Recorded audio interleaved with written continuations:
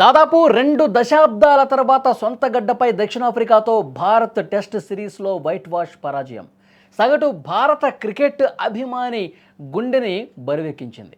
మన గడ్డపై వాళ్ళు అద్భుతమైన ప్రదర్శన చేస్తుంటే మనోళ్ళు కనీసం పోటీ కూడా ఇవ్వకపోవటం భారత టెస్ట్ క్రికెట్ భవిష్యత్తు ప్రశ్నార్థకంగా మారిందా అనే ప్రశ్న తలెత్తుతోంది. ఇంతటి ఘోర పరాజయానికి కారణం ఎవరు? ఆటగాళ్ల వైఖరా లేదా కోచ్ నిర్ణయాల? అంటే చాలామంది ముక్త కంఠంతో విమర్శించేది మాత్రం కోచ్ గౌతమ్ గంభీర్నే. భారత్ జట్టుతో, అది భారత గడ్డపై అంటే ఎలాంటి జట్టుకైనా వణికే. దానికి కారణం మన పిచ్చులు. స్వదేశంలో భారత్ను ఢీ కొట్టాలంటే పులితో ఫైటుకు ఎదురెళ్ళినట్టే. అందుకు తగ్గట్లుగానే స్వదేశంలో భారత్ రికార్డులు కూడా ఉన్నాయి. మన గడ్డపై మనమే హీరోలం. వచ్చిన ఏ టీం అయినా సరే జీరోతో వారి దేశానికి వెళ్ళిపోవాల్సిందే. కానీ ఇప్పుడు పరిస్థితులు మారిపోతున్నాయి. మన గడ్డపై, మన పిచ్చులపై మనమే జీరోలు అవుతున్నాం. ఎంతలా అంటే దాదాపు 2 దశాబ్దాల పాటు భారత్లో టెస్ట్ సిరీస్ గెలవని సఫారీ టీంకు పూలపళ్ళెంలో మొత్తం మనం వాళ్ళ చేతుల్లో పెట్టినట్టుంది. దీంతో ఇప్పుడు నిస్సందేహంగా ప్రధాన కోచ్ గౌతమ్ గంభీర్ వైపై అన్ని వేళ్లు చూపిస్తున్నాయి. గతంలో గ్యారీ క్రిస్టన్ నుంచి రవిశాస్త్రి, రాహుల్ ద్రవిడ్, ఇలా ఎందరో కోచ్లు టీమిండియాకు అద్భుతమైనటువంటి విజయాలు అందించారు. కానీ గంభీర్ హయాంలోనే అత్యధిక ఓటములు, అతి తక్కువ కాలంలో 2 వైట్ వాష్లు చూశాం. ఇది కేవలం గంభీర్ కోచ్గా తీసుకున్న నిర్ణయాల వైఫల్యమేనా అంటే భారత అభిమానులు ఎస్ అంటున్నారు. ఆయన సెలక్షన్ నిర్ణయాలు వివాదాస్పదమవుతున్నాయి. టెస్ట్ మ్యాచ్లకు పిచ్చులను తనకు అనుకూలంగా తయారు చేయించుకున్నారన్న తీవ్ర విమర్శలు ఎదుర్కొన్నారు కూడా. కానీ ఫలితం ఏంటి?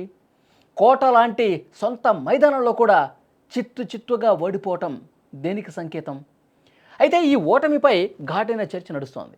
భారత క్రికెట్ దిగ్గజాలు రోహిత్ శర్మ, విరాట్ కోహ్లీ, రవిచంద్రన్ అశ్విన్ వీళ్ల రిటైర్మెంట్కు ప్రధాన కోచ్ గౌతమ్ గంభీరే కారణమని ఆరోపణలు గుప్పుమంటున్నాయి.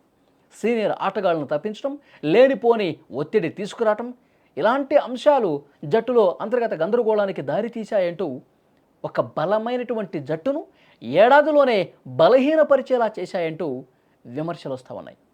మరికొందరైతే గంభీర్ నీ సేవలిక చాలు, దిగిపో సామి అంటూ కామెంట్లు కూడా పెడుతున్నారు.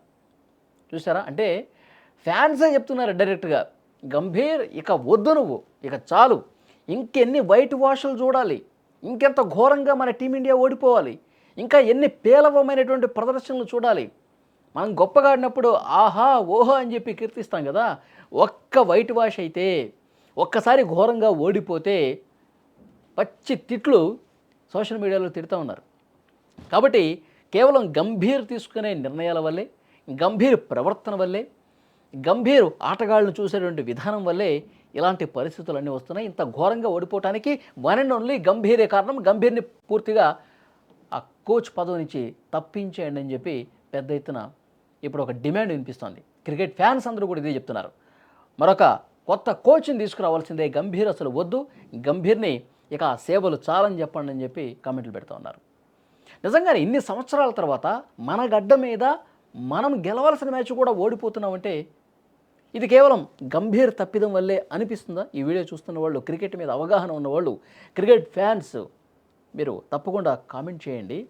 గంభీర్ వల్లే ఇలాంటి పరిస్థితి వస్తుందా? గంభీర్ వల్లే ఇంత ఘోర పరాజయాన్ని చవి చూడాల్సిన పరిస్థితి వస్తుందా? గంభీర్ ప్లేస్లో ఇంకొక మెరుగైన కోచ్ను తీసుకురావాల్సిన అవసరం ఉందా? Please comment.